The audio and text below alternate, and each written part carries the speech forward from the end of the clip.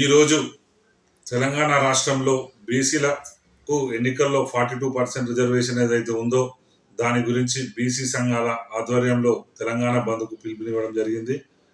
ఈరోజు ఏఐసి అధ్యక్షులు మల్లికార్జున ఖర్గే గారు మరియు అదేవిధంగా పిసిసి అధ్యక్షులు మహేష్ కుమార్ గౌడ్ గారి పిలుపు మేరకు కాంగ్రెస్ పార్టీ కూడా ఇట్టి బంద్కు పూర్తి మద్దతు తెలపడం జరిగింది.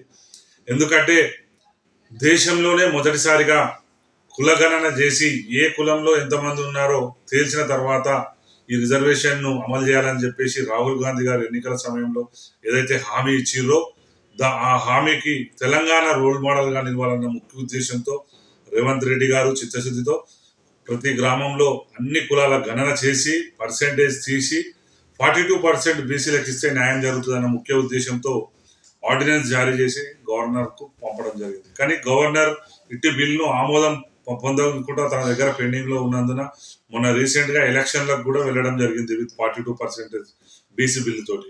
కానీ కొందరు కోర్టుకు వెళ్ళి దాన్ని ఆపడం వలన ఇప్పుడు ఎన్నికలకు పోవడము అసాధ్యమైంది. కాబట్టి ఇక్కడ బీసీల పట్ల చిత్తశుద్ధి ఏ వరకు ఉందో మీకు అర్థమైపోతుంది. ఎందుకంటే 42% రిజర్వేషన్ అమలు చేస్తేనే బీసీలకు న్యాయం జరుగుతుంది. ఎందుకంటే మేజర్ జనాభా రాష్ట్రంలో బీసీలు కాబట్టి వాళ్ళ జనాభా దామాష ప్రకారం వాళ్ళకి రిజర్వేషన్ దక్కాలన్న ముఖ్య ఉద్దేశంతో తెలంగాణ ముఖ్యమంత్రి రేవంత్ రెడ్డి గారు 42% అమలు చేశారు.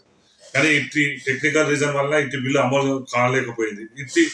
ఈ విషయంలో ఎలక్షన్ లో బీసీలకు 42% కంపల్సరీ కావాలని చెప్పేసి బీసీ సంఘం అందరూ కూడా ఈరోజు బంద్కు పిలిపించారు. కాంగ్రెస్ పార్టీ కూడా బంద్కు మద్దతు పలికింది. ప్రజలారా మీరు గమనించాలి. ఎందుకంటే బీసీ ఇన్ని సంవత్సరాలు 10 సంవత్సరాలు టిఆర్ఎస్ పార్టీ రాజ్యం వెళ్ళింది, కానీ అప్పుడు బీసీలు వాళ్ళకు గుర్తుకు రాలేదు. ఇప్పుడు బీసీ ఆర్డినెన్స్ జారీ చేసిన తర్వాత బీజేపీ పార్టీ ఇట్టి బిల్లును ఆమోదించకుండా దగ్గర పెట్టుకొని నిజంగా కూడా పెండింగ్ లో పెట్టింది. కాబట్టి బీసీల పట్ల ఎవరు ఉన్నారు, చిత్తశుద్ధితో ఉన్నారో మీకు అర్థమైపోతుంది. రేవంత్ రెడ్డి గారు మొదటి నుంచి కూడా తెలంగాణ రోల్ మోడల్ గా బీసీల కంపల్సరీ 42% ఇస్తా అని చెప్పేసి ధైర్యంగా ముందుకెళ్ళాడు. కాబట్టి రానున్న రోజుల్లో కూడా ఒకవేళ టెక్నికల్ రీజన్స్ ఏమైనా ఉన్నా కానీ రేపు కేబినెట్ మీటింగ్ లో మంత్రులందరితో సలహాలు తీసుకొని పార్టీ పరంగా అయినా సరే బీసీలకు 42% ఇవ్వాలి, మేము ఇస్తాం 42%, మిగతా పార్టీ వాళ్ళు కూడా బీసీలకు 42% ఇచ్చే ధైర్యం ఉందా అని చెప్పేసి ధైర్యంగా సవాల్ చేస్తుండ్రు. కాబట్టి తెలంగాణ ప్రజలందరూ గమనించి బీసీల మద్దతు కాంగ్రెస్ పార్టీకే ఉంటుంది. ఎందుకంటే బీసీల పక్షపాతి కాంగ్రెస్ పార్టీ కాబట్టి ఎప్పుడు బీసీల డెవలప్మెంట్ కోరుకుంటుంది. కాబట్టి మీరందరూ గమనించాలి.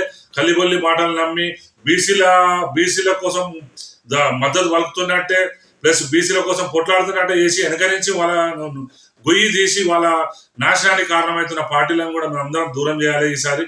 కాబట్టి బీసీలందరూ కూడా ఐక్యమై ఎవరైతే మనకు నిజంగా బీసీ రిజర్వేషన్ తేవాలని చూస్తున్నారో వాళ్ళకి మద్దతు తెలపాల్సిన అవసరం ఉంది. బీసీల ఐక్యత వర్ధిల్లాలి, బీసీల రిజర్వేషన్ వెంటనే అమలు చేయాలని చెప్పేసి కోరుకుంటున్నాను. నమస్తే. జై కాంగ్రెస్, జై రేవంత్ అన్న, జై అనిల్ కుమార్ రెడ్డి గారు.